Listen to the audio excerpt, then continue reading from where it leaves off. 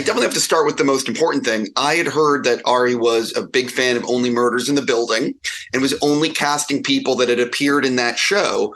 So I was curious, why do you think Joaquin was cast? Marty Short was not available. Just think what this movie could have been with Marty Short playing Beau. It would have been definitely a different movie. I think it's good that Joaquin got cast. I mean, he's okay on camera. Oh, he's not too shabby. He's as good as it gets. One of the things about this is this has to be a very unique script to read because it's so unique. I'm butchering my question, but what was it actually like reading this for the first time? Because I'm assuming you don't read scripts like this that often. You don't read scripts like this that often. At least I don't. It is. Oh, not another surreal nightmare comedy horror film. Yeah, it's as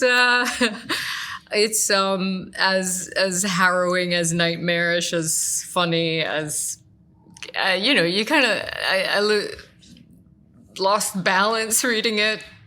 Had to reread it again, and was quick to say how fast can we say yes to this project? I want in. Yeah. It's yes, you read it and you think, oh, I hope he's in therapy. I hope he's on the right medication. And then you actually meet him and you think, oh, he's the sweetest guy in the world. He's so smart and funny and compassionate and kind and collaborative and you just think, I hope his mother never reads this. Yeah, I don't. Can you imagine that premiere when mom shows up? Look, it's Ari Aster and Joaquin Phoenix. They're the kind of people you want to work with. They're true artists and true mensches, and we had a blast. For soon-to-be fans of the movie, is there anything that you think might surprise them to learn about the actual making of the film? Go ahead. No, I was going to say I feel like Ari's fans out there probably know more about the making of this film than Nathan and I know about the making of this film. I know so many people take such a deep dive into his world, but every inch, whether it's dialogue, and this movie is so well choreographed, even though there was room to play and improvise, but it's so ingrained in Ari's brain. I'd watch him direct that nightmarish scene in the beginning with like the tons of background extras, and he was running to each one. Each one had a character and a moment and timing. Like nothing was random in that setup, and that to me, I was like, oh my gosh, he's in such control of this film, and also not, which is the fun part. Like he leaves room for the unexpected. But yeah. I think maybe what would be surprising is that we laughed a lot. Yes. And I mean, I'm sure there were other sections where there weren't a lot of laughs, but in our section of the film, there was a lot of laughs, a lot of laughter, and we really had fun. I generally don't ask this question, but I'm going to ask for this particular movie. How have you been describing this film to friends and family? Well, look, I think any film that's 3 hours directed by Ari Aster, starring Joaquin Phoenix, you realize going in, it's not going to be your average film. It's an art house film. It's a challenging movie. It's really, it's really out there. It has, it's a one man surreal nightmarish odyssey to get home to visit his mother.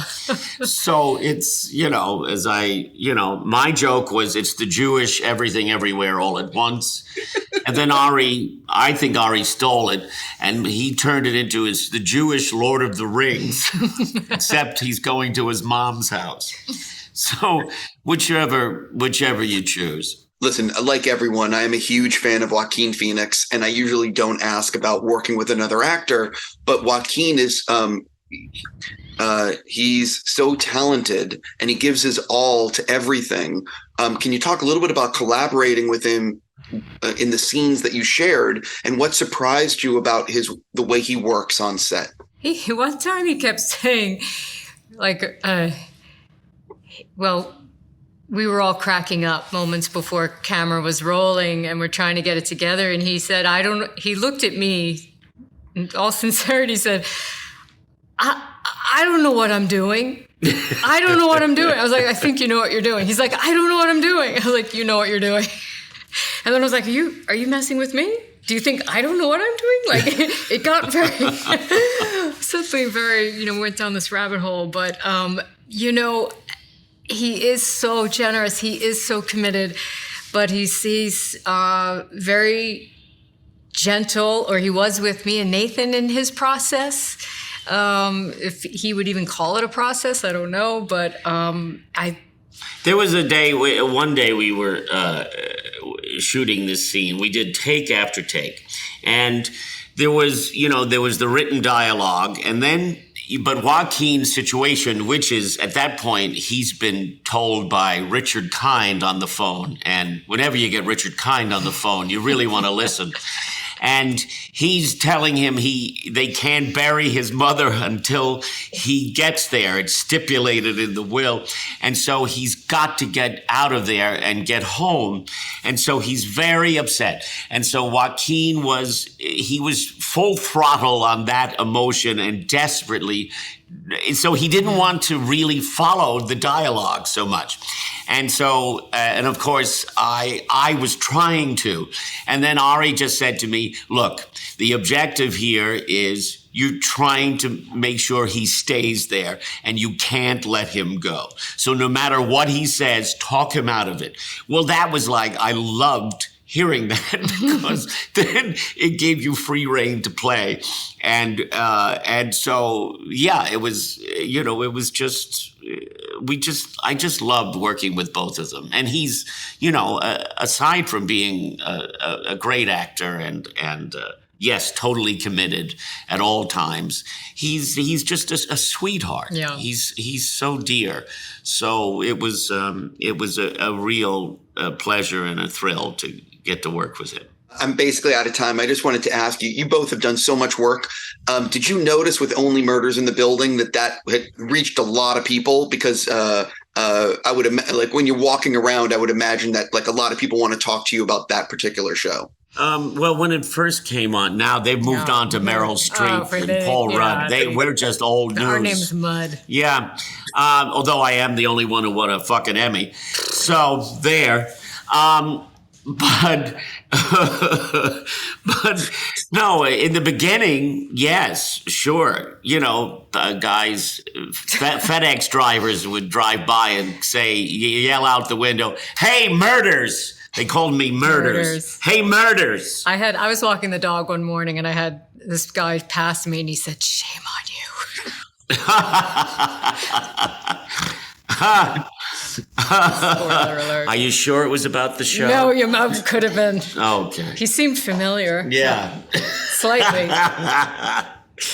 On that note, I need to go. I just want to thank you for your work and especially congrats on this. Good luck with the rest of your speed dating.